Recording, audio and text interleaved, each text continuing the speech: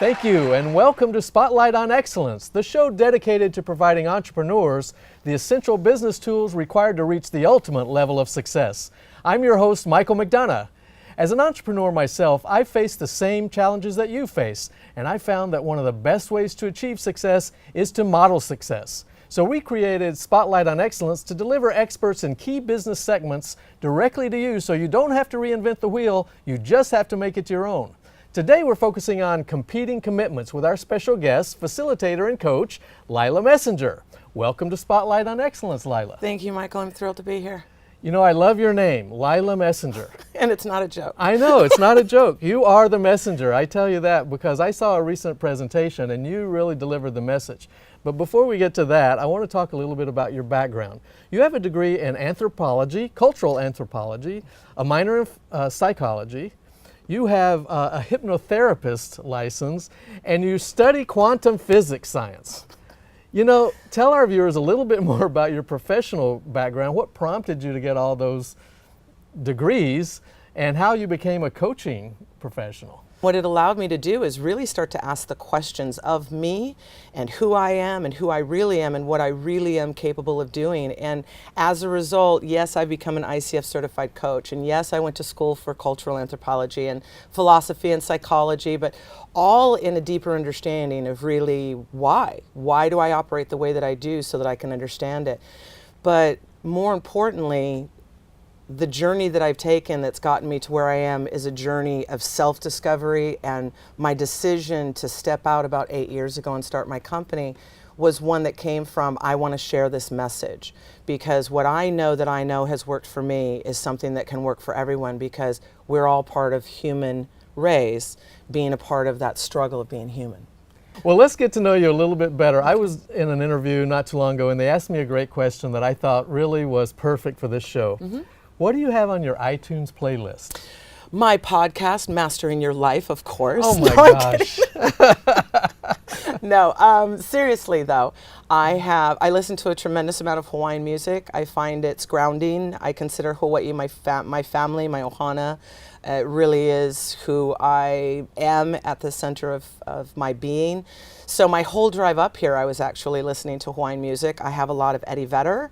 I also have some Linkin Park when I have that attitude that needs to get expressed. And I have techno music. I have Wayne Dyer. I have Brian Tracy. It's really a mishmash of a lot of different people. Let's get down to business. I've seen you a couple of times now. Most recently, you spoke on competing commitments. And that's what we want to talk about today. Define competing commitments and why understanding this is important in today's marketplace. Well, competing commitments is the essence of understanding that there is what I say that I'm going to do, and then there's what I really do. Or there's who I say I'm going to be, and then there's who I really end up being. And I want to make sure that everyone who's listening today walk away with at least one thing, and that is the understanding that you are always committed to something. The question is, what is it that you're committed to? And whether or not it's something that's working for you, if it's in alignment with who you say that you are, or if it's in alignment with what you say that you want to achieve in your life. The core elements of all of my trainings and my coaching is the elements of CHI, C-H-I, and it stands for commitment, honor, and integrity. And oftentimes many people don't really understand the definitions of those words. In fact, I've recontextualized, redefined those definitions a bit in my work to really drive home the essence of just how powerful those principles are. And when you operate from your chi, everything works. You are happier, you are in balance, you are successful, you are in relationship with yourself and other people in a way that is so profound that really on a daily basis you lack for nothing. That is awesome. I really appreciate that. Well, let's go look at a clip and Excellent. We'll see what you have to say about competing Now remember, I'll be commitments. blonde. That's right. She's a blonde in the clip. What I wanted to talk about today, though, is a concept called competing commitments. Now, what do you hear when you hear the words competing commitments? Conflicts. Double booked, overbooked, right? Stressed. Those are all emotional reactions or responses that you generate in your body as a result of the competing commitments that are going on. Competing commitments sabotage your success and your overall happiness. And you do it to yourself every single day. Why? Why do we put ourselves through what we put ourselves through when what we say we want is to be happy? I mean, if it was that easy, knowing what we need to know. How many of you have read books on how to do something, positive thinking, positive, Think and Grow Rich, one of my favorite books ever written, okay? So if we know what we should be doing, why are we not doing it? Right? Something else has become more important. Brian Clemmer wrote a great book years ago called If All It Was Knowing, We'd All Be Skinny, Rich, and Happy. It's a great... And it's so true, though. If all it was knowing, I mean, anyone who spends any time on the internet, you know that there's never in history ever been more of an opportunity to know more and have access to more information than this time in history, right? Yet we actually know less. We feel less. We connect less. We're emotionless as a result of the technology. Competing commitments, one of the big ones that I'm seeing spread like wildfire right now in business people, is the need for comfort. The comfort of sitting behind that computer versus going out and sitting with people. That just resonated with a few people.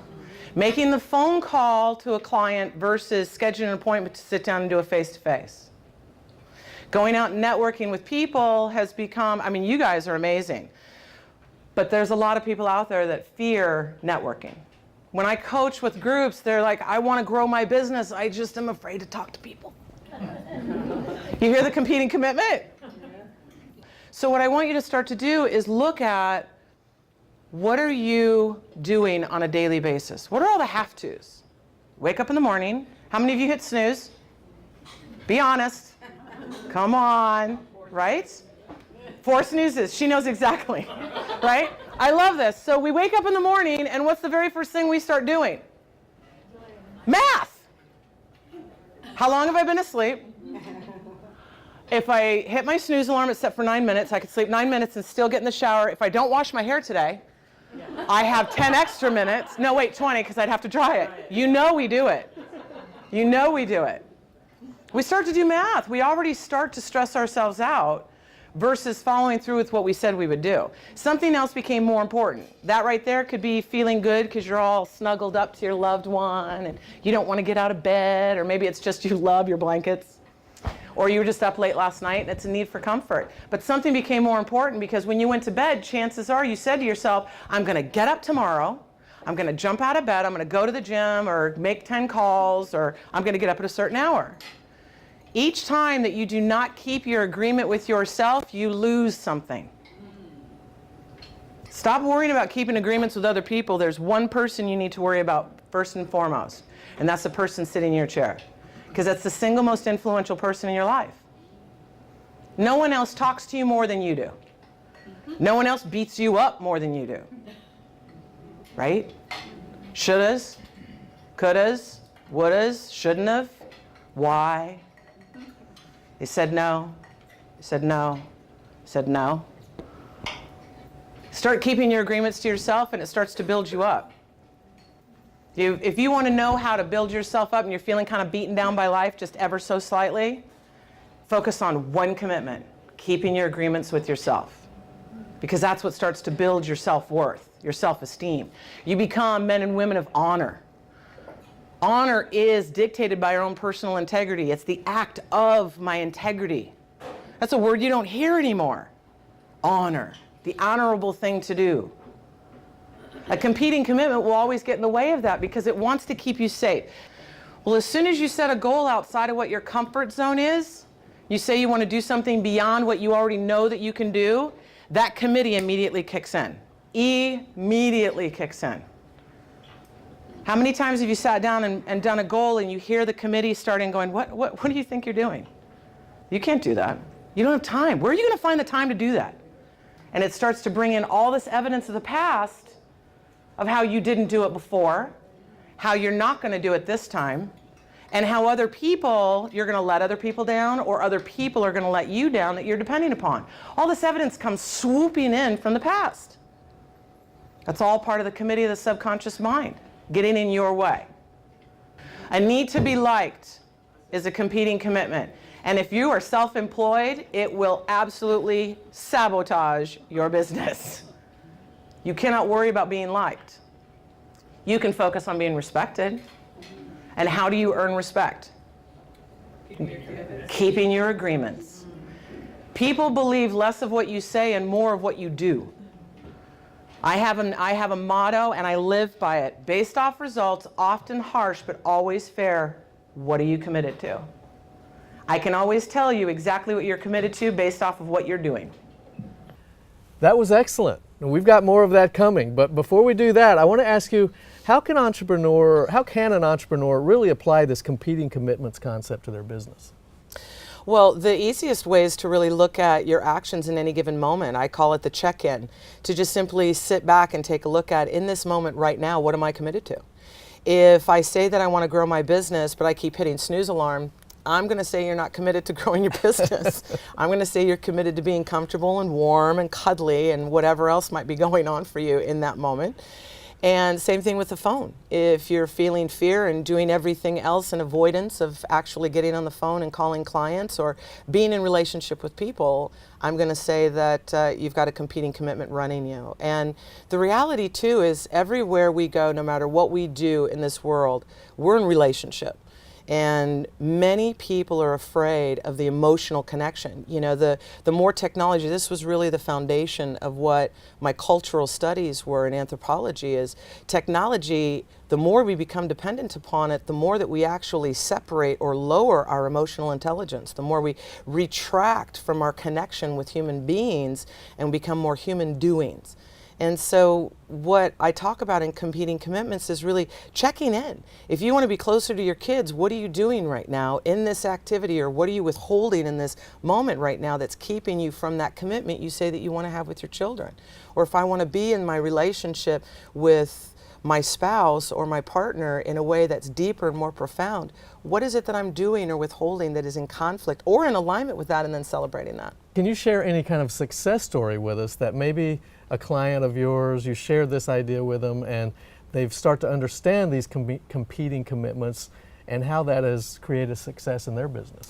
I have had so many fortunate stories. The first one that pops out in my mind is a young man. He was going to be a new father. I'd been in the real estate industry in Orange County for a few years, working with various different brokerage firms.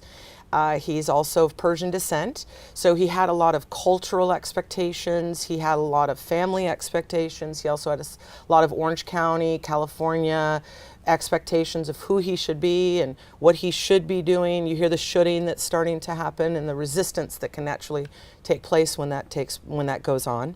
Didn't you say we shouldn't should all over ourselves? Nobody likes to be should on. Please.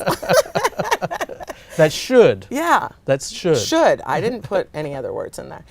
But nobody wants to be really should on, and yet we do it to ourselves all the time. And this one particular young man, he went to my courses. I have three just very fundamental courses. One's a 3-day, one's a 4-day, and one's a 5-day. He went through my courses, and then we started coaching for about 6 months. And as a result of it, I can say it's been a handful of years now, maybe 4 or 5 years since he's completed all of the programs. He's now on his 3rd child. He's opened his own firm, his own real estate office. He has a team of people, and he is, when you Google Orange County real estate agents or Orange County best OC properties pops up, that is his organization. He got very in a line, or what I call congruent, with who he needed to be, what he needed to do, so that he could have what it is that he was looking for. The be, do, have versus the have, do, be. You've got a lot of those little quips, don't My you? little analysms, or whatever I they're love called. those. Well, let's go back to the clip and we'll see a little bit more about what you have to say. Sounds great. There's 8 fundamental needs that cover up for our paradigms or our fears in life. I've given you a couple of them. Every single one of us will develop a propensity for 2, sometimes 3 of them. And as you start to awaken to it, you'll recognize there's a pattern. The good girl pattern is a need to be liked or a need for acknowledgement. The feel good, right? Just think of all the times that you've made a choice that goes against what you said you were committed to because this doesn't feel good. It's uncomfortable. Can anyone relate to that? The 100-pound phone? You got to make calls, and it weighs 100 pounds when you go to make those calls. And you'll literally do everything else other than the 10 calls you said you would do. And then the day spreads on, and the kids suddenly got to pick up the kids, and everything else becomes more important. The definition of commitment is a state of being bound, responsible and obligated to a course of action or to a person or persons that cannot be avoided. When you make a commitment to something, stick to it. Now, how many of you have been told that you're commitment phobic or you can't ever commit to anything? Like your friends ask you out and you're like, I'll try, I'll see if I can get together. And anyone? Bueller? Anyone? Nobody wants to admit they're commitment phobic. I love it. The truth is you're always committed to something. So you're actually committed. The bigger question is, what are you committed to? And is it taking you in alignment with what you say you want? Is it taking you closer to or further away from what you say you want?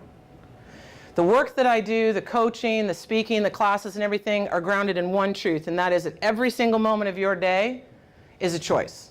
You are faced with a choice every moment of the day. And every single choice that you make has prices and benefits. And if you think that not taking action is not making a choice, you've made a choice. Inaction is still action. Not doing anything is still doing something. There's a consequence to that. Just the same as running out and taking it on. Have you ever noticed that after a couple of short weeks, you're not quite as motivated as you used to be in something? Got a little harder than you thought it was? Have you ever wondered why? Well, let me drive home this one point. Psychology Today, about 6-7 years ago, released an article. There was a medical study with psychiatrists that studied patients that had been given a change or die recommendation by their doctors. Change your habits or you will die. So obviously heart, just diabetes, various different, but they were correctable through dietary changes and lifestyle changes. What do you suppose the percentage is of people who changed? 10%.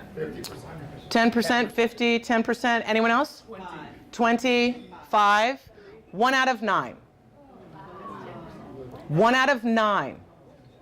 Because we're programmed. Where are you negotiating your commitments with yourself and your life? Because if you don't think that that has an impact, you again are eluding yourself. You're wondering why things may not work at the level that you want them to?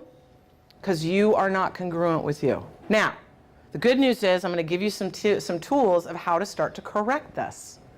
Here's a secret. Suffering is optional. Suffering's optional. You can get it, choose and move, or you can suffer and bring out the hammer and just, oh, I don't like this. Can't we just feel good and rah-rah? Right? I'm about concrete results. I'm about empowering people and doing something so exponentially different in their life that they don't even recognize where they're at in 2 years because of a 2-degree shift in their thinking and what they've been doing.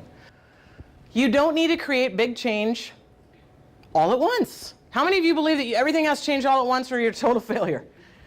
Come on, there's some achievers in this room. 2%. Think of 2%. Shift your actions and thinking daily by 2%. If you've ever sailed, a 2-degree shift will send you to a completely different hemisphere. So just focus in a day that today I'm going to choose the commitment I said I want 2% of the time more.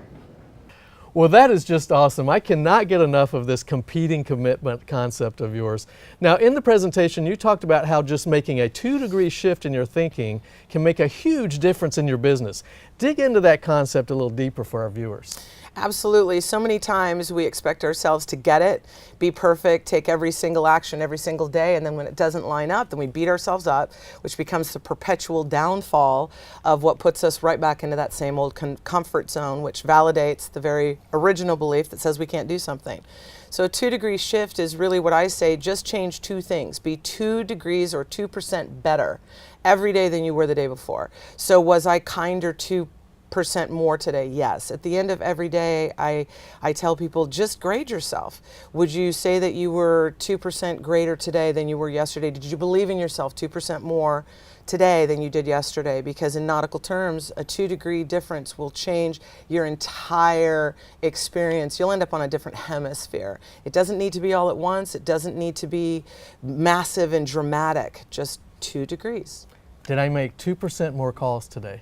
Yeah. 2%, that's just a couple more calls. Right. But that could make a difference. Did I get up 2% sooner? 2%, versus before. 2 2%, 2 degrees. It Yeah. doesn't need to be a whole lot. I've heard that concept before, and I've actually done some talk on that exact subject. And I know you've talked a little bit about your series of classes that you're holding and seminars. What should someone that attends expect to take away from something like that? In essence, a deep, deep understanding of commitment, honor, and integrity, and how those 3 principles, when you stay true to those, that your level of self-mastery will create exponential experiences in your life. Well, I was wondering how you integrate cultural anthropology, psychology, quantum physics, and hypnotherapy. You're not hypnotizing me right now, are you? Because I'm kind of taken by It's just one of my tools in my toolbox. Okay. Well, how do you integrate all that into your coaching practice? It's literally like a contractor or a construction worker with a tool belt on. You know, you go up to the top of the roof and you don't really know what you're going to need till you get up there, and you don't want to climb back down off the roof to go get a tool. You want to carry it with you. So whenever I'm in a room, my work actually, the classroom and the people that are in it will have a somewhat of a consciousness that's actually going on within them. And so I will acclimate and blend to where they need me to be in order to be most effective. So if it is something from more of a scientific realm, then I'll reach into my belt for scientific quantifiable principles and understandings. If it's something more philosophical, then I'll reach into my belt of philosophy and understandings and the why and the meanings in life and things like that. Well, let's go back to the video and see the very last part of your thing. There's a lot of good stuff here, so I want to make sure that we get a good look at your video. Excellent. Commitment comes from a space of choice. Choice is different than decision. Decision is I've weighed all my options and I've made a decision based off of data. Data, past experiences, I've made a decision. Choice comes from a place of nothing. I just choose it. So why choose success would be my question to you. You would probably think, well, I mean, because I want the money and I want to be happy, and that's all data, but what's the real reason why? And you'll probably at some point land on, because I want it. Because I choose it. That's where commitment comes from. Because that's what's going to get you day in and day out to stay committed. Do you think that you'd have an amazing day if you showed up and just like, whoa, man, I'm excited. I'm excited I get to talk to clients today. I'm excited I get to do what I want to do when I want to do it. I'm excited. Right? Your heart will start to pump some blood through your veins. I mean, just I'm excited 3 times like the old Toyota commercials. What I want to leave you with today is where you start to observe your thoughts versus your thoughts observing you. Like, look at that. Look what I just made her do. The committee enjoys it. It enjoys it because it keeps you right where it wants you in the construct of your current realm of understanding. It actually thinks it's funny. That part of you that'll laugh at yourself for even trying. Come on.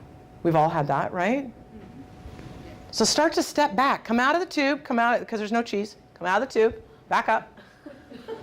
And start to notice your thinking. Because you're not your thinking mind. The reason and logical mind is not the truth of who you are. You are the consciousness that observes that thinking. If you were, then what is it that's been sitting here listening to me for the last 20 minutes? There's a part of you that's much greater, that's tapped into something much greater. Let it start observing and let it be the driver versus your feelings and thoughts driving you. When you want something and you hear the committee start in and go, oh, I can't do that, turn to it and go, yeah, get in the back seat. Thank you. Get in the back seat. Yes, I can. Yes, I can. And yes, I can. Well, that was it. That's a great wrap up. And we're about to wrap up the show, but there's a couple more questions I want to ask you. Okay. And I always ask at the end of the show, who has had the biggest influence on your career? I would have to say it's Bruce Conching. not a really well-known man, but a deeply spiritual, profound mentor of mine. He's actually was one of the original facilitators through PSI seminars, one of the original Marquee 3. And literally, because of who he was in my life and how much I respected him, and it's just kind of, he pulled that thing out in me that I didn't even know was really there. I was on a plane within 30 days and I moved to Hawaii and bought a salon, and it began me on a journey that there are days that I've wondered why did I choose this journey? But I am so much more profoundly greater, successful, happy, and fulfilled because I did. Well, thanks for being with us today, Lyla. You are a true model of success. And before we go, I have to ask you one last question, as I ask each guest at the end of every show.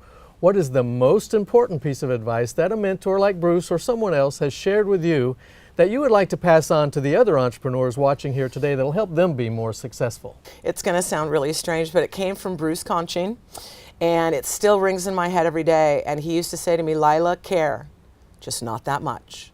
And it goes back to caring about another human being, caring about mankind, caring about success, caring about what it is that I want to achieve in life, but not so much that I lose myself in it or in you as someone in my life. To always care more for me and what I need and who I am and what works with the true aspect of who I am, my true being, than losing myself in something else because I care about how I look to you or I care about what you think of me. So care, just not that much. Well, I care about you, but not that much.